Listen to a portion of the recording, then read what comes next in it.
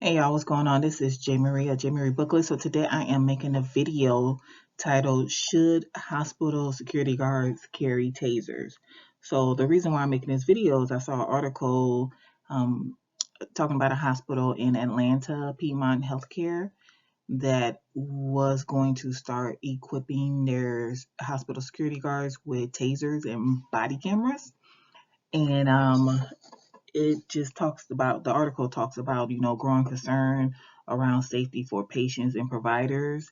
I made a video of about a month or two ago, about a female doctor that was attacked in the hospital and no one helped her. Like, so all the people who were there, because she was attacked by a patient, and all the people who were there did not help her, and no one called security. So that my big question was, what is the morale in the hospital? Like, why would no one call for help or even help her? And it wasn't until she got away and went to someone else that they called 911, and then that's how um, the police got involved. But the fact that no one helped her, that bothered me. Like I said, I always wondered what the morale was in that hospital. Now, at the hospital here, we had incidences. Like, I mainly called security when I worked on the main floor, because it was just an open floor, more patients there for different things. Like, the patients in on the main floor compared to ICU are totally different. ICU is intensive care, so the patients aren't wilding out too much, and the family is more um, concerned and distraught and things like that. Whereas patients on the main floor, they can or cannot be alert. It could be the medication, it could be elderly, could be dementia. You know, some people are pleasantly confused, some people are violently confused. The older patients. So you see a lot. You have a lot of different families. You got people there for all kinds of reasons, as opposed to the ICU, which is the patients are there for certain reasons, and it's usually intensive care. So it's usually something more critical. So there's a different um, patient aspect, as well as family aspect, as well as visitor dynamics. It's just a difference. So now don't get me wrong, I did call security one time on a wife who husband had literally just had open heart surgery. Literally, that lady wild out. Oh my God, that lady, they they had to. I called security on her, and then somebody else called security on her, like, the same day. They thought it was the same person calling security. Like, no, these two different people calling security on this lady, because I had to call security, okay? Because she in there screaming. Okay, wait, excuse you? We don't do all that yelling and acting a fool in no nurse station. So yeah, I think I want to say, when it's all said and done, she had security calling her about 3 times, and that was in ICU. So, but that's rare. Mainly calling security was, I call security all the time when I worked on the main floor. That's just the way it was. Um, the CEO, because I know they had talked about, maybe getting guns or getting tasers or something for the security guards. The CEO, he didn't want the security guards to have like tasers or guns or anything like that, because he didn't want the hospital to be a police state, which I understand, because the hospital was in a neighborhood. I think it might have been one of those hospitals, like, because I'm thinking about the other hospitals around here, and they were all like off a main road, or big old campuses, and this was just a smaller hospital in a neighborhood, because the hospital was built like in the 50s, and it's a neighborhood. I mean, that's it's houses all around it. So I understood what he meant. He want people to come in, and if their loved ones are in the hospital, go see them, and not with be afraid, or I understood what he was saying, but he he didn't understand what was going on in the hospital. Don't get me wrong, that hospital wasn't a violent place. It wasn't somewhere where I was scared. The hospital was too open, and that's what he didn't understand. That hospital was way too open. Anybody from anywhere, like, you could walk in off the street. and be everywhere. You can be anywhere in a hospital, like whether you work there or not, whether you have a visitor. I'm sorry, whether you visiting somebody there or not, you can come up. You can come on up in there and be anywhere. Like there was really no safeguards, and that was the issue. The hospital was too open. So they did eventually get panic buttons because we had an incident in Mother Baby. Mother Baby. I guess the people was coming to take a baby because the baby was born with something in their system or whatever. Something was going on, and they was coming to get the baby. The father was not having it. He had a gun, and the police were already there, and it was this big old whoop-de-doo, and the police had to body slam him, and he landed on his head, and his head, split open, and they had to call overhead emergency. They need emergency surgeon, so they need like any available surgeon for surgery because they had, drop him on his head, and it went down. So that's when they got panic button because the man had a gun. He had a gun in Mother Baby. So that's how we got panic buttons. And then I can't remember if that, yeah, I want to say that came first. And then we had an incident where a guy who he uh he was like one of these young men who can't get a girl and hate women, and he walked around the hospital with a camera, like a hidden camera, and he posted it on the internet talking about how easy it would be to come in there and shoot up everybody. I mean, he walked all around the hospital, walked all the way around the hospital, everywhere, with a hidden camera talking about how easy it'd be to come here and kill everybody. And it was about a month later that we found out because somebody who knows somebody, because they had put out like uh, I guess a APB or be on the lookout for, and somebody got it and made copies and put it all around the hospital, like on cars and stuff, and that's how we found out. But administration they knew, but they trying to keep it hush hush.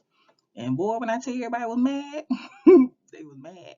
So like they had they had his picture, his name, everything. It was like I guess it's like a APB.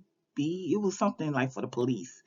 But somebody had got a copy of it and made copies and put it on people's cars in the parking garage at the hospital. It was something. Okay. When I tell you people was hot. So and we were scared because like, oh my God, this dude, and and then 2 weeks later, he up in the hospital. The same dude that said that, yeah. When I say somebody recognized him and called the police because he was visiting his grandmother. Now, see, anyway, he was visiting his grandmother. I want to say that's what they said it was. When I say they called the police and shut that hospital down because you bold to even come up in here like with everything that you did and you said you were gonna do, and then you come up in here and because I think they were looking for him, because they knew where he was, because he was like he was a son of somebody who had some money. So, but yeah, like you bold. So it was a big old. I was there. Now I was there when they put the flyers on the cars. I wasn't there. It was my day off because I worked towards the weekend. But when he was there that day and they put the hospital on lockdown, oh, I was there. I was scared. I ain't gonna even lie. I was scared. I was like, Lord, he here. I was like, what? They recognized them and shut and locked the hospital down. Police was all, oh my God, y'all.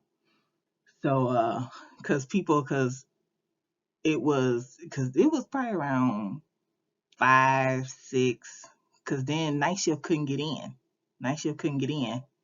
And like we was like if we have to, we jumping out the window and we jumping out the window. Okay, we gonna get a mattress and jump out the window, like because we ain't getting killed up in here. And so it's just a lax security, like, and that was the issue. And he I understood what he was saying. The CEO was saying about he don't want to be a police state, things like that. But it was so easy to get in there. So eventually they did, make they will lock the front lobby at a certain time, and then the ER. So you had to go through the ER if you want to get in the hospital, and then because the ER was easy to get in, because you just come in the ER, and then you can come in you can come in through the door through the ER, and then you can like make a quick left or a second left because you had to go through another set of doors. But you were in the hospital then. But if you kept straight, there was like double doors. So you had to, if you had a badge, you can swipe through. But they had some stairs that was right there.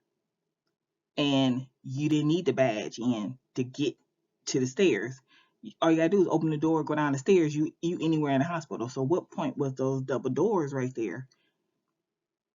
If those double doors are there and you need a badge to swipe through, but there's some stairs right here that you don't need a badge, so you just go down the stairs or go up the stairs, and you anywhere in the hospital. Like do you understand what I'm saying? Like it was hard for them to understand that. Like it's very easy to get in this hospital. It's not safe. It's not a safe working environment. So and that's probably what he did. He probably just came in, went down the stairs, or he followed somebody through the double door. It was just too easy. And so finally they put a lock on the stairs. So you had to have a badge, like a swipe badge. And then they did the same thing with the elevator because there was an elevator right there. All you gotta do is just go get on the elevator and you anywhere in the hospital. So they put a swipe on the elevator. So so that way you ain't roaming all around the hospital, especially, in the evening. It was unsafe. So but like I said, I understood what he was meaning when he said he didn't want to be a police state, but it was too easy to get up in there. And I can tell all kind of other stories, but those were the main ones. And most hospitals, they have security at the entrance, like at the main entrance. Some don't. Some might just have volunteers. Like we just have volunteers. I don't know if we ever had security at the front. I don't know. I think it's mainly just volunteers. Um, and some places have security by the ER. I don't think we really had them by the ER either. They walked around the building. We knew I mean, don't get me wrong, we knew who the security was. We knew who our security guards were. They walked around the building. We called them, if it was any issues or anything like that. We knew who they were. It was never that. They had to make their rounds, but it was just too easy to get in the hospital. That was the security for the staff was not there. So that was the issue. But like I said, I understand. Look, if and I totally support now. I support tasers. People, because some people need to get tased. I said it. Some people need to get tased because they be wilding. They be wilding in these hospitals.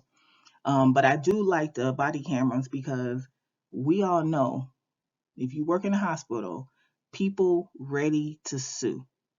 So I think a body camera would be a good witness because it's always everybody being subpoenaed to get their side of the story, but a body camera would make it easier. Do you understand? With a lawsuit now, you can't be. I mean, you can file a lawsuit for anything, but you ain't gonna get no money when you up in here wilding out, and they'll ask you 1,000 times to calm down or to leave or whatever. You know what I'm saying? It would be. I think it would be in the best interest of the hospitals to have the security guards wearing body cameras. Now, as far as tasers, I don't know how that would go with the insurance, and legal and all that stuff.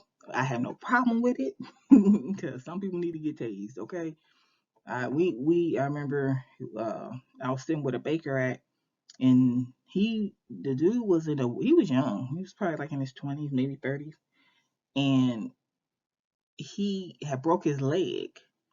He had a broken leg, but he can work that wheelchair. When I tell you he worked that wheelchair, you would thought he was paralyzed, but he wasn't. He just had a broken leg. And when I tell you that man tore that room up because he was mad about something he couldn't get, I don't know, his medication. They like they did a lot and all that stuff. He tore that room up. Like, I ain't never seen nobody in a wheelchair tear a room up. I mean, he pictures off the wall. He ripped the, you know how rooms when they're like they have the curtain, like if they have two, if they semi-private, and they have a curtain that divided. He yanked that. He pulled that down. Like he tore that room up, and they had to call the police because security couldn't do nothing. They couldn't do nothing. But you know, we see our share of violent um, patients and family and calling security and things like that. So, me personally, yes, I think uh, I have no issue with the security guards wearing with tasers and especially body cameras. I think that would be in the best interest of the hospital to have their security guards with body cameras. But that's just my opinion. You can put your opinions in the comment section below. You can follow me on my blog. It's Jamie Reed Booklist. That's where I talk about being a health unit coordinator. And I'll talk to you later. Bye.